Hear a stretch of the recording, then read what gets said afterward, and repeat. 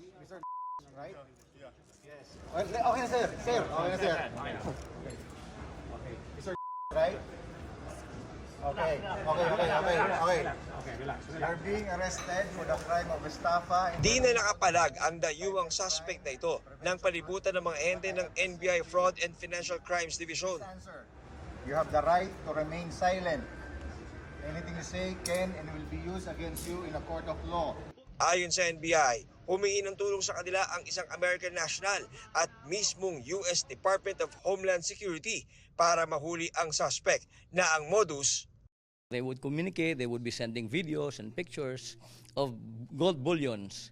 Pagkatapos sasabihin nila na meron silang cover story that these items are supposed to be under storage with the Bureau of Customs. May mga babayaran lang na mga cost. At kung willing ka to shoulder the payment of the storage and the transportation, you'll be able to get the gold. Based dun sa report, $5 million yung initial na nakuha. Tapos ngayon gusto ulit kumuha ng pera. Na-convince nila. Nung una daw parang ayaw pang magreklamo. But based on the coordination, we are very happy with our counterparts na tinulungan tayo.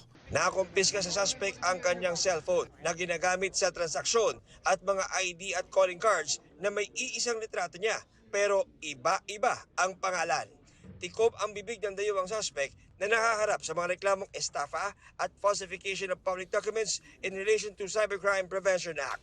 Para sa GMA Integrated News, John Consulta, nakatutok, 24 oras.